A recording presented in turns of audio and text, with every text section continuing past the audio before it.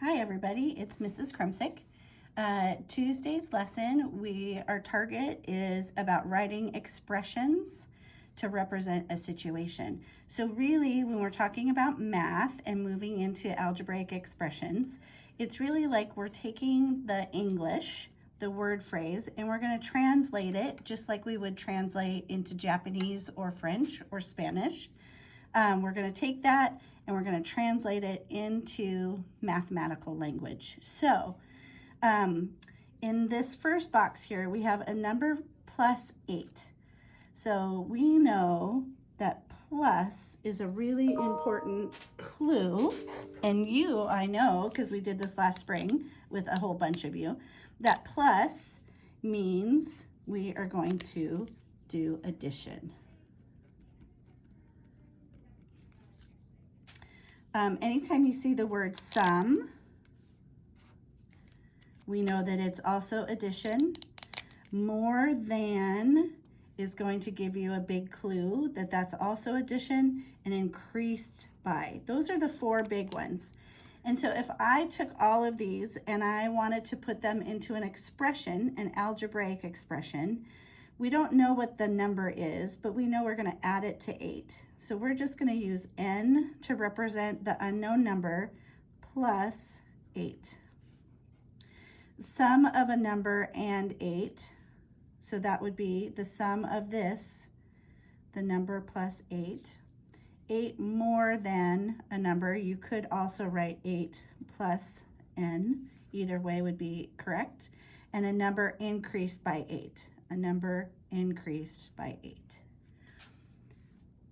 So the next one, we know that it's subtraction. And so I'm going to give you a couple of word phrases that I want you to add into your notes. Sorry, I'm going to keep these straight here. So a number will kind of mimic the addition. A number minus 5. So in this one, we know that the word minus is going to tell us that we're subtracting. We also could say the difference between a number and 5. So anytime that we see difference, we know that that's an answer to a subtraction problem. We could also say 5 less than a number.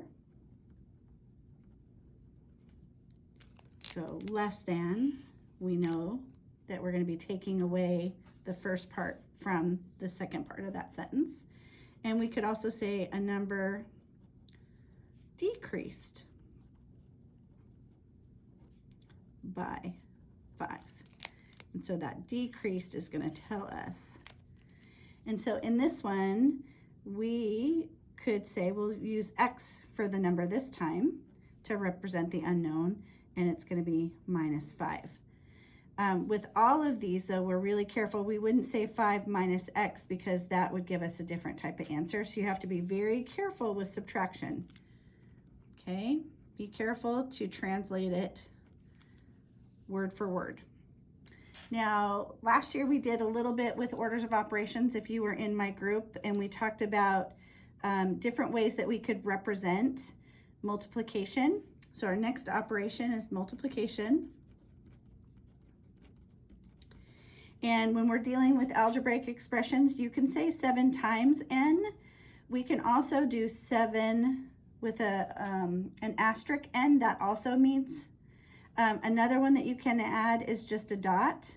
That also means to multiply. Putting 7 next to an unknown number also represents. And since we worked with parentheses yesterday, you could always say 7 multiplied by n. So all of those would be multiplication. And so let's get some word phrases in here that we can use for that. So 7 times a number. We love when they just give it to us. So that could be 7 times n, 7 times n. All of those say the same thing. We could say a number multiplied by 7. Even easier when they say multiplied. Or we could say the product. And anytime we see the words product, we know that that is a multiplication answer. Okay, so those are our translations from English into mathematics. And so the last operation, I'm pretty sure you're already guessing that it is division. And with this one, we are going to say a number divided by 9. So both of these would represent, we could do it as a fraction, so a number divided by 9 or a number divided by 9. We would not want to do 9 divided by a number because that would give us a different answer. So you have to be, again, just like subtraction, you have to be really careful. The other one that you could do to translate would be the quotient of a number and 9. And so quotient tells us that that's going to be the answer to a division problem.